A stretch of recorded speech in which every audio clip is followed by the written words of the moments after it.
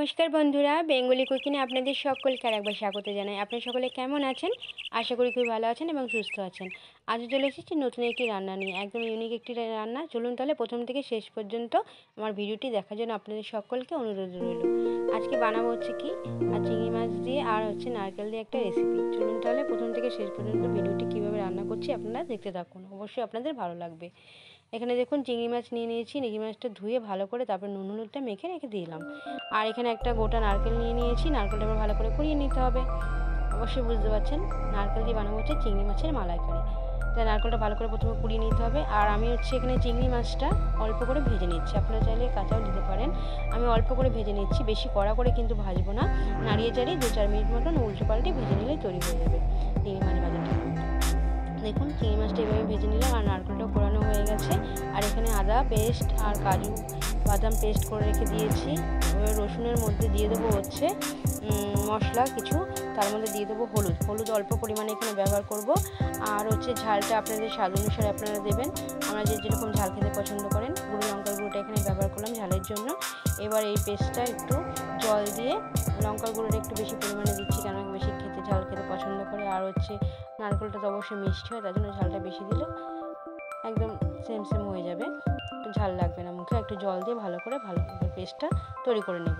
আর ওই যে চিংড়ি মাছ ভাজার মধ্যেই কিন্তু আমি নারকেলের গুঁড়োটা যেটা করে রেখেছিলাম ওইটাও দিয়ে দিলাম। আর হচ্ছে আদা রসুনের ওই পেস্টটা, লঙ্কার গুঁড়োর পেস্টটাও দিয়ে দিলাম। আর কাজু বাদাম পেস্টটাও দিয়ে দিলাম। এইভাবে আমি একবার বানিয়েছিলাম, খেতে কিন্তু অসাধারণ হয়েছিল। তা দ্বিতীয়বার বানাচ্ছি এবং আপনাদের সাথে শেয়ার করছি। আপনারাও চাইলে একবার বানাতে পারেন, দেখবেন কিন্তু খুবই ভালো হবে। আর অল্প পরিমাণে এখানে নুন ব্যবহার করতে হবে। আর ভাজা জিরের গুঁড়োটাও দিয়ে দিলাম এবং নাড়িয়ে চাড়িয়ে অল্প পরিমাণে একটু জল দিয়ে তারপরে ভাবে বসিয়ে দেবো। চিংড়ি মাছের মালাইকারিটা আমি এইভাবে রান্না করে থাকি সাধারণত। আপনারা চাইলে এইভাবে রান্না করতে পারেন, খেতে কিন্তু অসাধারণ হবে। দেখুন অল্প পরিমাণে জল দিয়েছি এবং ভাপে বসিয়ে দিলাম। 5-7 মিনিট মতন ভাপ দিয়ে নেব, তাহলে তৈরি হয়ে যাবে একদম চিংড়ি মাছের মালাইকারিটা। এভাবে একবার বানিয়ে দেখতে পারেন। এক থালা ভাত অনায়াসে, গরম গরম ভাত অনায়াসে কিন্তু খেয়ে ফেলা যাবে, এটা একদম গ্যারান্টি সহকারে বলতে পারি। এইভাবে চিংড়ি মাছের মালাইকারিটা অন্তত একবার আপনারা বানিয়ে দেখবেন, খেলে কিন্তু খুবই অসাধারণ হয়। ওপর দিয়ে গরম মশলা গুঁড়োটা দিয়ে দিলাম, তৈরি হয়ে গেছে। আর কিছুক্ষণ মতো দিলে তৈরি হয়ে যাবে একদম চিংড়ি মাছের মালাইকারি। অল্প পরিমাণে এখানে ধনেপাতা কুচিটা দিলাম, আপনার চাইলে দিতেও পারেন নাও দিতে পারেন। দেখুন তৈরি হয়ে গেল, দেখতে যেরকম সুন্দর হয়েছে না, খেতেও কিন্তু অসাধারণই হয়েছিল। আপনারা অন্তত একবার ট্রাই করতে পারেন। আর আমার রেসিপিটি আপনাদের দেখে কেমন লাগলো অবশ্যই জানাবেন।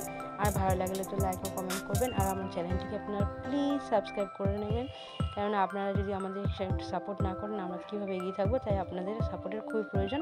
আপনার চ্যানেলটিকে প্লিজ সাবস্ক্রাইব করবেন আর লাইক কমেন্ট করে জানাবেন কেমন হচ্ছে আমার রেসিপিগুলো, রান্নাগুলি।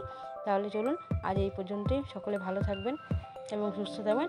আর রান্নাগুলি কেমন হচ্ছে অবশ্যই কিন্তু আমাকে কমেন্ট বক্সে কমেন্ট করে জানাবেন। আজ তাহলে আসি, আজ এই পর্যন্তই, টাটা।